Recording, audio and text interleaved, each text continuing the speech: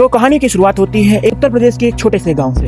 यह गांव कुछ ज्यादा बड़ा नहीं है, ये काफी शहर से काफी दूर बसा हुआ एक छोटा सा गांव है। इस गांव में लड़कियों के जन्म को अभिशाप समझा जाता है और ज्यादातर लोग चौधरी अजमेर सिंह के भट्टे पर ही काम करते हैं क्योंकि उनके पास रोजगार का कोई दूसरा साधन नहीं है। उसी भट्टे पर एक आदमी काम करता है जिसका नाम है धनवा, उम्र 45 साल और अविवाहित। धनवा ने शादी की उम्मीद छोड़ दी थी। एक दिन गांव का पंडित एक लड़की को खोज कर लाता है धनवा से शादी के लिए। उस लड़की का नाम होता है भंवरी। क्योंकि भंवरी को सभी लोग मनहूस मानते हैं क्योंकि उसके पहले 3 बार शादी हुई लेकिन शादी किसी वजह से संपन्न नहीं हुई, या तो लड़का मर गया या फिर मंडप छोड़कर भाग गया। कुछ इस प्रकार के इश्यूज रहे उनके बीच में, इसीलिए गांव वाले जो हैं वो भंवरी को मनहूस कहकर बुलाते हैं, मनहूस मानते हैं। भंवरी के शादी में आने वाले 5 लोग इस कहानी का असल पन्ने पलटते हैं। तो वह पहला व्यक्ति है चौधरी अजमेर सिंह, जो कि अपने भट्टे पर सभी लोगों को काम देता है और सबसे बड़ा रोजगारदाता बना है। और दूसरा व्यक्ति होता है सौरव, जो कि पहले मजदूर था लेकिन अब चौधरी का एक खास आदमी बन चुका है और वह गुंडा है, लोगों से वसीलू भी करता है। और तीसरा व्यक्ति है गांव का पंडित, भोले भाले लोगों को अपने जाल में फंसाना, तंत्र मंत्र के नाम पर ढोंग करना और बेचारी भोली भाली औरतों की इज्जत लूटना ही उसका काम है। और चौथे नंबर पर आता है यह दुकानदार, जो कि उधार देता है लेकिन इसकी बुरी नजर सदैव औरतों पर बनी रहती है। और 5वां है सबसे खतरनाक, जो कि है गांव का डॉक्टर, जिसे सभी लोग भगवान की तरह मानते हैं, लेकिन यही डॉक्टर इंसानियत का सबसे बड़ा दुश्मन बनकर बैठा हुआ है। भंवरी की शादी में चौधरी के 2 छोटे भाई दया और गोपाल भी मौजूद थे। वह चौधरी पर गुस्सा निकालते हुए उससे कहते हैं कि तुमने इतनी सुंदर लड़की की शादी इस धनवा से क्यों होने दी। ये लोग गांव के छटे हुए बदमाश हैं। गांव में शायद ही कोई ऐसी लड़की बची हो जिन पर इनकी गंदी नजर ना पड़ी हो। शादी वाली रात को जब सभी लोग शादी में व्यस्त थे, तब इन दोनों भाइयों ने कुछ ऐसा किया जिसकी कभी किसी ने कल्पना भी नहीं की थी। गाँव की ही एक मानसिक रूप से कमजोर लड़की बसंती को जंगल में बैला फुसला कर ले गए और दरिंदगी की सारी हदें पार कर दी। और इस डर से कि किसी को पता न चल जाए, उसने उसे मारकर पास के ही एक तालाब में फेंक दिया। लेकिन इस बार बात सिर्फ कुकर्म तक ही सीमित नहीं थी, यह एक हत्या थी और चौधरी के साथ में पुलिस इंस्पेक्टर की पुरानी दुश्मनी थी। ये बात भी सभी लोग जानते थे। अगले ही दिन चौधरी अपने भाइयों को लेकर के मंदिर गया पश्चाताप कराने के लिए। तभी इंस्पेक्टर वहां पर पहुंच जाता है और उनके भाइयों को पकड़ लेता है। अपने भाइयों को छुड़ाने के लिए चौधरी बीच बराव करने जाता है, तभी इंस्पेक्टर ने थप्पड़ उसके गाल पर रसीद कर दिया, जिससे पूरा मंदिर गूंज उठा। इंस्पेक्टर ने गरजते हुए चौधरी से कहा कि औकात हो तो करा लेना अपने भाइयों की जमानत। भले ही इंस्पेक्टर के पास सीधे सबूत नहीं थे, लेकिन उसे पता था कि डीएनए टेस्ट सब कुछ साफ साफ साबित कर देगा। थाने पहुंचने पर चौधरी के भाइयों की ऐसी मरम्मत की गई कि उन्होंने सब कुछ कबूल कर लिया। चौधरी ने शहर जाकर वकील से बात की, लेकिन वकील ने साफ कह दिया कि जमानत मुश्किल ही नहीं नामुमकिन है, क्योंकि मामला बहुत ही पेचीदा है। उसने कहा कि अगर सेटिंग की जाए तो काम बन सकता है, इसके लिए मोटी रकम लगेगी।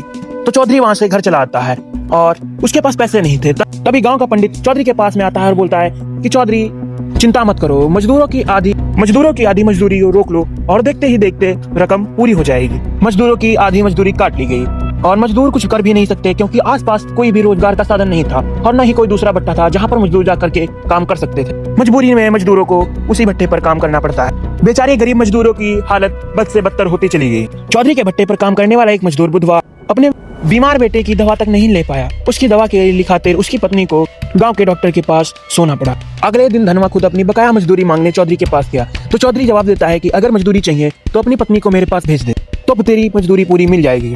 यह सुनकर धनवा ने कहा कि चौधरी मैं 7 दिन की मजदूरी छोड़ देता हूँ, तुम अपनी पत्नी को मेरे पास भेज। यह सुनकर चौधरी आग बबूला हो गया और उसने अपने गुंडों से कहकर धनवा की बहुत ही अच्छी खातिरदारी करवाई। मारपीट के बाद धनवा की जान तो बच गई, लेकिन वह बुरी तरीके से घायल हो।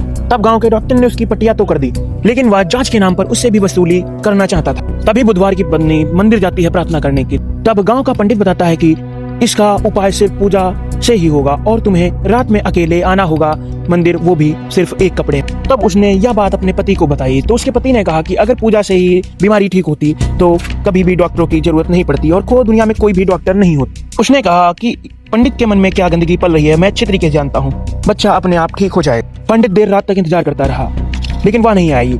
तो गांव के लाला ने उसका मजाक उड़ाया। तब डॉक्टर ने कहा कि अब देखना मैं क्या करता हूँ। अगले दिन डॉक्टर ने गांव वालों को एक कागज दिखाते हुए कहा कि गांव में एक महामारी फैलने वाली है और इसका कारण है धनवा। यह बात सुनकर सभी लोग सन्न रह गए, क्योंकि गांव अनपढ़ और अंधविश्वासी था, इसीलिए उन्होंने डॉक्टर की बातों को जल्दी ही मान लिया। और उसके फलस्वरूप नतीजा यह निकलता है कि धनवा को गांव से निकाल दिया जाता। अब धनवा गांव के बाहर एक झोपड़ी बनाकर रहने लगा। उसने भंवरी को भी खुद से दूर कर दिया, क्योंकि इससे उसे लगता था कि भंवरी को भी बीमारी लग सकती है। भंवरी की जिंदगी अब नर्क से भी बदतर हो गई थी। काम की तलाश ने उसने चौधरी के भट्टे पर काम करना शुरू किया, लेकिन वहां पर उसकी जिंदगी नर्क से भी बदतर थी, क्योंकि चौधरी के गुंडे और वहां के लोग उसे गंदी नजर से घूरते रहते। इसी बीच मुंबई से एक लड़का गाँव आता है। वह मजदूरों की जिंदगी पर डॉक्यूमेंट्री बना रहा था। उसकी देखभाल का जुम्मा भवरी को सौंपा गया। खाना बनाना, सफाई करना इत्यादि काम भवरी को ही करने पड़ते। शूटिंग पूरी होने के दिन बहुत तेज बारिश हो रही थी और लड़के को छोड़ने जाते वक्त दोनों भीग गए और फिसलकर गिर गए। भवरी को लगा कि यह पल किसी ने नहीं देखा, लेकिन गांव के एक आदमी ने उन्हें रंगे हाथों पकड़ लिया और जाकर गांव वालों में यह सब बता दी। अगले ही दिन यह बात गांव में पूरी तरीके से आग की तरफ फैल गई। 5 बड़े रसूखदारों ने लड़के को बहुत बुरी तरीके से पिटवाया। भवरी को भी बहुत बेइज्जत किया। तमाशा देखने वालों के बीच में धनवा भी खड़ा था। वह भवरी पर टूट पड़ा और उससे कहा कि तूने मुझे धोखा दिया है, अब तेरे और मेरे बीच में कोई भी रिश्ता नहीं बचा। अब भवरी पूरी तरीके से टूट चुकी थी। अंत में वह थक कर उसी रास्ते पर चलने पर मजबूर हो गई जिसे गांव वालों ने उसके लिए खोलना चाहा। भवरी ने चौधरी और उसके चमचों को संदेश भिजवा कि अब मैं वही करूंगी जो तुम लोग चाहते हो, लेकिन मेरी कीमत बाकी की औरतों से 7 गुना ज्यादा हो। पहले तो सभी ने इसे अनदेखा किया, लेकिन रात होते होते 5 रसूखदार उसके घर पहुंच गए और बोली लगनी शुरू हो गई। आखिर एक ने सबसे मोटी रकम देकर भवरी का यह धंधा शुरू किया और अब गांव के सारे लोग हवस के पुजारियों की तरह इस खेल में शामिल होने लगे। भवरी अब गांव की लानत नहीं, गांव की सबसे महंगी औरत बन चुकी थी। डॉक्टर से लेकर पुजारी तक, चौधरी से लेकर मजदूरों को, सभी लोग उसके पास आते थे। जो औरत अपने अधिकारों के लिए लड़ सकती थी, अब वही औरत पूरे गांव की हवस का खिलौना बनकर रह गई थी। गांव में अब यह आम सी बात हो गई थी।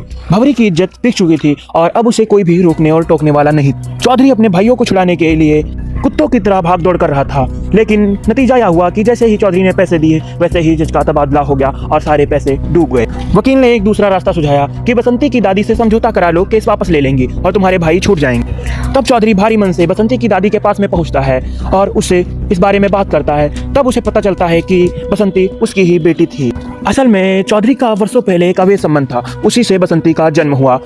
वह दिमागी तौर से थोड़ा कमजोर थी, लेकिन खून तो चौधरी का थी, जिससे चौधरी का दिल बैठ सा जाता। गहरी खामोशी और तनाव ने उसकी आत्मा को ही घेर लिया। वह किसी से बात नहीं करता, अकेला बैठा रहता और आखिरकार मानसिक दबाव के चलते उसकी एक दिन मौत हो ही जाती है। किसी को विश्वास नहीं हो रहा था कि चौधरी जैसे ताकतवर इंसान की मौत इतनी आसानी से कैसे हो, लेकिन चौधरी के मरने के बाद भी गांव की गंदगी बंद नहीं हुई और यह सिलसिला ऐसे ही चलता रहा। इसी बीच डॉक्टर की बेटी भी बीमार पड़ जाती है और जांच कराने पर पता चलता है कि उसे एड्स हो गया है। डॉक्टर अपनी बेटी को मारता पीटता रहा और उसे पूछता रहा कि आखिरकार उसने किसके साथ में अपना मुंह काला किया। तब लड़की ने बताया कि उसका अफेयर डॉक्टर की असिस्टेंट मनु से था। तब मनु ने बताया कि वह भवरी के पास भी जाता था। भवरी का नाम सुन के डॉक्टर की सांसें थम सी गईं, क्योंकि वह भी भवरी के पास जाया करता था। भवरी अब मौत की वजह बन चुकी थी। गांव में औरतें हो या मर्द, सभी की तबीयत धीरे धीरे बिगड़ने लगी और लोग मरने लगे। जब मीडिया को इस बारे में पता चलता है कि गांव में महामारी फैल गई है, तो 100 से भी ज्यादा शवों की जांच की जाती है और जांच में निकल कर आता है कि उनकी एड्स की वजह से हुई। यह देखकर गांव में हाहाकार मच गया और लोगों ने धनवा पर उंगली, क्योंकि धनवा को ही पहले बीमारी का शिकार घोषित किया गया था।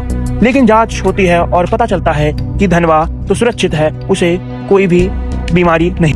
असल में डॉक्टर ने गांव वालों की झूठी रिपोर्ट दिखाई थी और धनवा को कोई बीमारी नहीं थी। असल में बीमारी भवरी तक पहुंची थी उस मुंबई वाले लड़के से, जो कि डॉक्यूमेंट्री शूट करने आया था। वहीं से यह पूरा जहर गांव वालों में फैल।